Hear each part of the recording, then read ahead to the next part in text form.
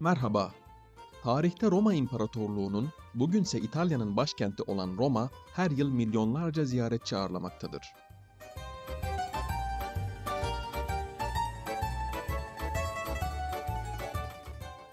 Bu muhteşem şehrin sokaklarında yürümek, insanda tarihin derinliklerindeymiş hissini uyandırıyor.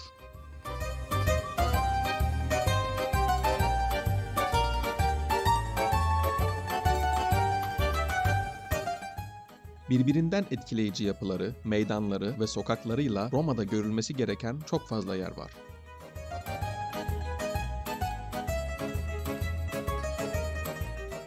Biz de bunların arasından 10 tanesini belirledik ve bir liste hazırladık. Listemizin 10 numarasında Piazza del Popolo yani Popolo Meydanı var. Roma'nın en büyük meydanlarından biri olan Popolo, şehrin kuzey girişinde bulunuyor. Piazza del Popolo, halk meydanı anlamındadır.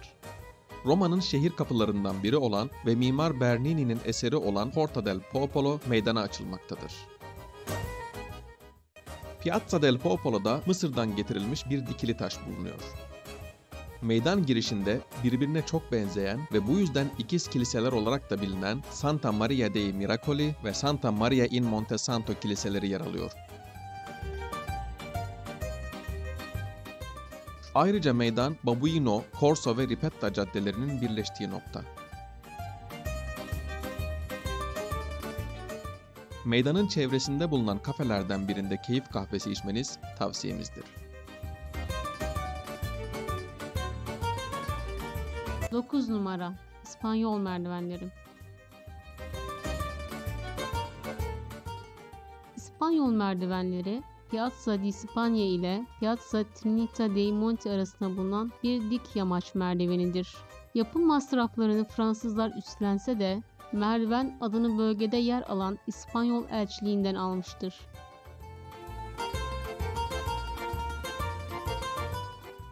...1723-1725 yılları arasında inşa edilen İspanyol merdivenleri 135 basamaktan oluşmaktadır.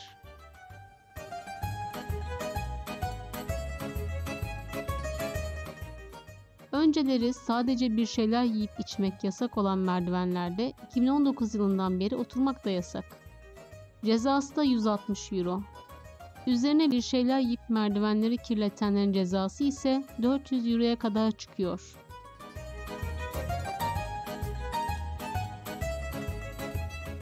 Sekiz numara Vittorio Emanuele II Anıtı. İkinci Vittorio Emanuele abidesi Piazza Venezia ile Kapitol Tepesi arasında yer almaktadır.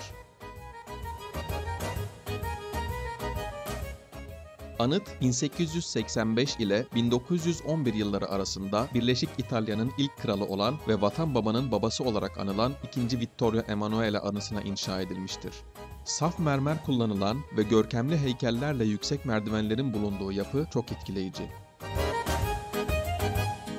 70 metre yüksekliği ve 135 metre genişliği olan abidenin inşası için civardaki pek çok önemli yapı yıkılmış ve abideye yer açılmıştır. Dönemin İtalyan ileri gelenleri bu yıkımların büyük bir tarihsel tahribat olduğunu söylemişlerdir.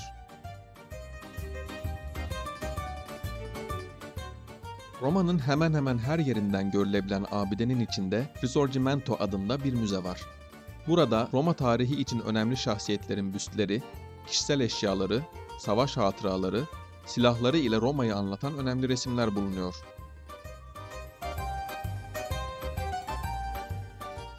Dilerseniz ücretini ödeyip asansörle anıtın üstüne çıkıp Roma manzarasını da görebilirsiniz.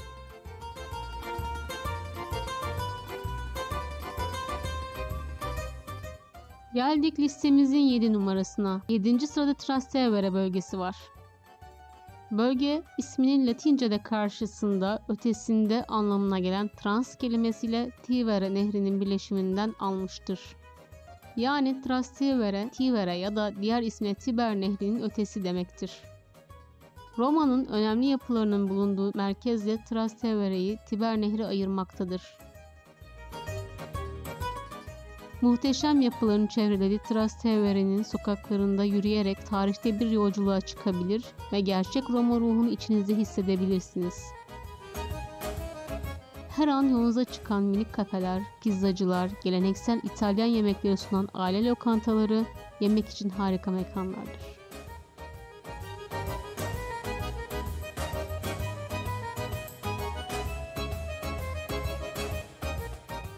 Geçiyoruz 6 numaraya. 6 numarada Pantheon yer alıyor. Yapımı milattan sonra 125 yılında tamamlanan Pantheon, Antik Roma'da inanılan tüm tanrılar için tapınak olarak inşa edilmiş bir yapıdır. Zaten Pantheon kelimesi Latince'de tüm tanrıların tapınağı anlamına gelmektedir. Tüm Roma yapıları içinde ve muhtemelen de dünyada döneminin en iyi korunmuş binasıdır.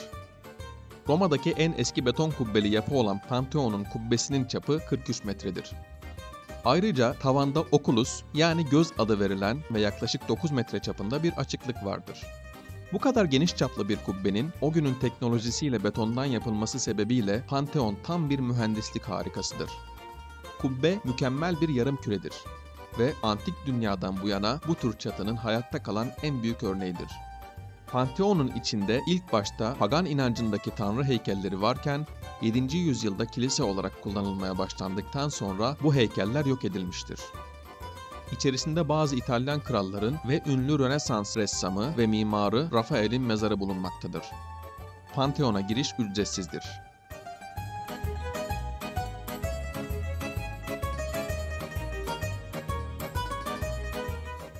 Beş numara Castel Sant'Angelo yani Kutsal Melek Kalesi.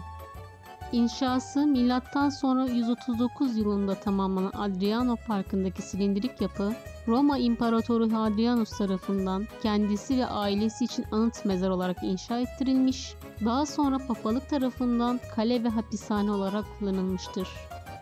Fatih Sultan Mehmet'in oğlu Cem Sultan da burada tutulmuştur. Papa 3. Nikolas, güvenliği sağlamak amacıyla kaleyi Vatikan'daki Aziz Petrus Bazilikası'na bir koridor vasıtasıyla birleştirmiş, 1527'de Roma'nın yağmalanması sırasında Papa 7. Clement buraya sığınmıştır. Tiber Nehri kıyısında bulunan, bir zamanlar Roma'nın en yüksek binası olan Kutsal Melek Kalesi, günümüzde müze olarak faaliyet göstermektedir.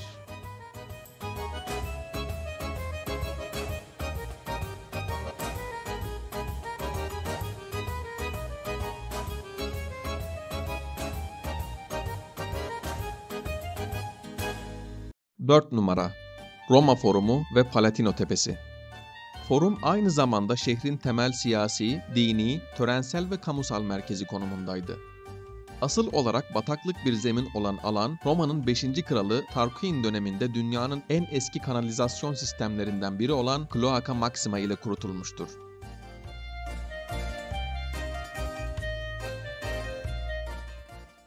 Zamanla harabeye dönen ve anıtların yıkıntılar altında kaldığı forumda kazı işlemleri 20. yüzyılın başlarında tamamlanabilmiştir.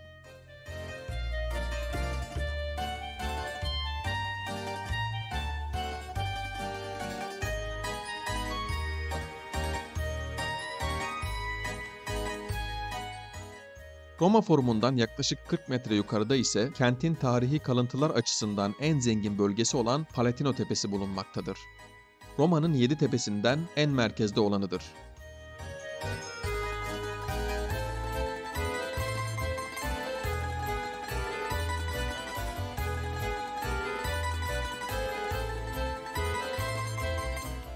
Ayrıca Palatino, İngilizce saray anlamındaki palace sözcüğünün etimolojik kökenini oluşturur. Foruma giriş bileti Palatino Tepeleri ve Kolezyum için de geçerli. Ücreti ise 22 euro.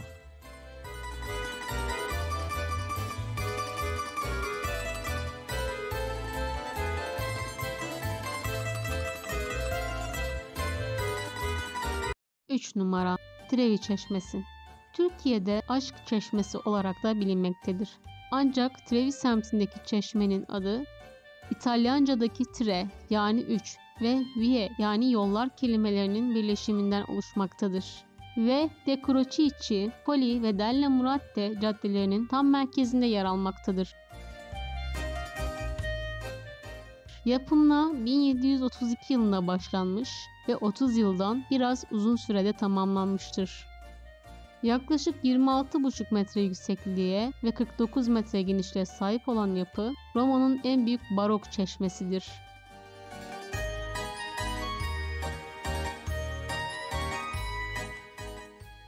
her yıl yaklaşık 10 milyon kişi tarafından ziyaret edilmektedir. Çok sayıda insan yapıya sırtını dönerek dileklerinin gerçekleşmesi için veya Roma'ya tekrar gelmek için para atmaktadır. Çeşmeye atılan para miktarı ise yıllık yaklaşık 1,5 milyon euro. Paraları ise Katolik Kilisesi'ne bağlı yardım kuruluşu Caritas topluyor. Roma Belediyesi bir süre önce paraları kendi toplamak istese de gelen tepkiler üzerine bundan vazgeçmiştir. Trevi Çeşmesi, Roma tatili, tatlı hayat ve Türkiye'de Aşk Çeşmesi ismiyle bilinen Three Coins in the Fountain başta olmak üzere birçok filmde yer almıştır.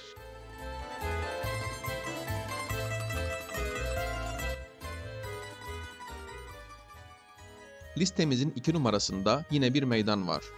Piazza Navona yani Navona Meydanı. Roma'nın en ünlü ve en güzel meydanlarından olan Navona, M.Ö. 1. yüzyılda Domitian Stadyumu'nun yerine inşa edilmiştir. Antik dönemde meydana oyunlar izlemek için gidilirdi ve bundan dolayı rekabet arenası olarak bilinmekteydi. Çok güzel bir meydan olan Navona'da dikili taş, heykeller ve çeşmeler bulunuyor. Çeşmelerden en meşhuru Bernini tarafından yapılan Dört Nehir Çeşmesi. Roma'nın buluşma noktalarından biri olan meydanda çok sayıda sanatçı görüyorsunuz. İsterseniz burada portrenizi de yaptırabilirsiniz. Her zaman hareketli olan Navona'daki kafelerden birinde kahvenizi yudumlarken meydanın keyfine çıkarabilirsiniz.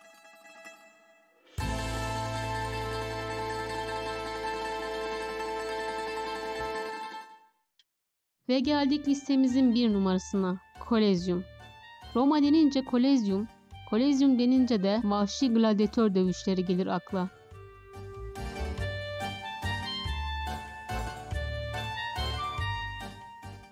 ...80.000 seyirci alabilmiş olan yapının inşası milattan sonra 72 yılında başlamış ve 10 yıl gibi bir sürede tamamlanmıştır. Oval biçiminde bir amfiteyatro olan Kolezyum'da gladyatör dövüşlerinin yanı sıra hayvan avcılığı gösterileri yapılır, infazlar gerçekleştirilir, deniz savaşları ve klasik mitolojiye dayanan dramalar canlandırılırdı. Senato üyeleri ve soylular arenaya en yakın yerlerde otururken, diğer insanlar sosyal statülerine göre daha uzak noktalardan gösterileri izliyordu.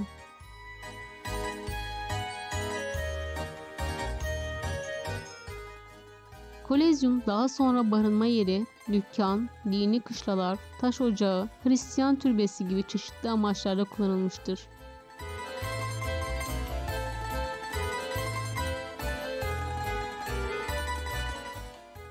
Kolezyum rehbersiz olarak 22 euroya gezilebilmektedir. Aynı bilet Roma Forumu ve Palatino Tepesi için de 24 saat boyunca geçerlidir. Son olarak Kolezyum'un yan tarafındaki Zafer Sarkı'nda görmeden geçmemenizi tavsiye ederiz.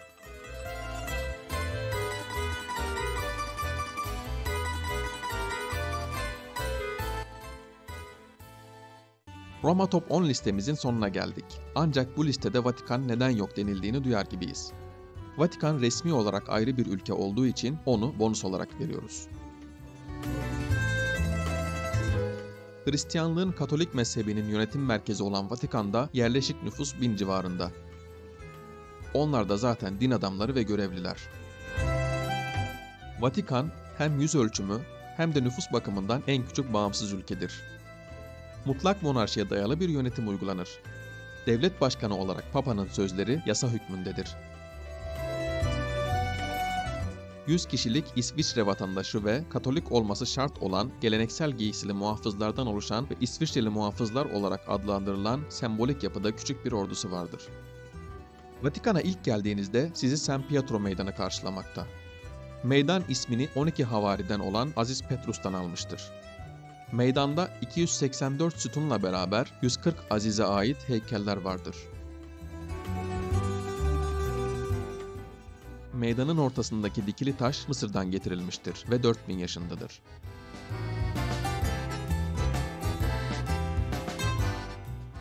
Pazar günleri Papa, meydanda toplanan kişilere pazar vaazı vermektedir.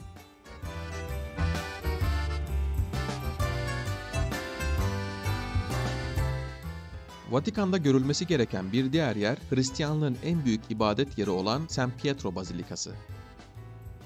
60.000 kişi kapasiteli olan yapının mimarı Michelangelo'dur. İnşası 120 yıl sürmüştür.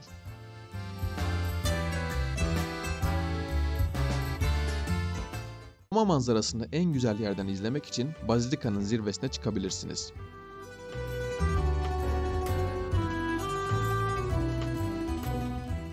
Ve Vatikan Müzeleri. Dünyanın en büyük müzelerindendir. Roma Katolik Kilisesi tarafından Rönesans'ta inşa edilmiş olup Sistine Şapeli ile birlikte toplam 54 galeri bulunmaktadır. Farklı papalar tarafından kurulan müzelerde sayısız sanat eseri mevcuttur. Ziyaretçiler Sistine Şapeli'ne 53 galeriyi gezdikten sonra verilen ek sadaka ile girebilirler.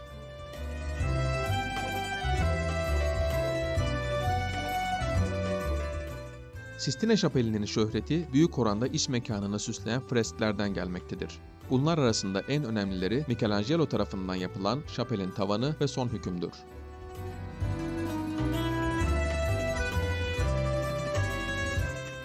Vatikan ile birlikte bu bölümümüzün de sonuna geldik. Yeni bir seyahat noktasında görüşmek üzere. Hoşça kalın.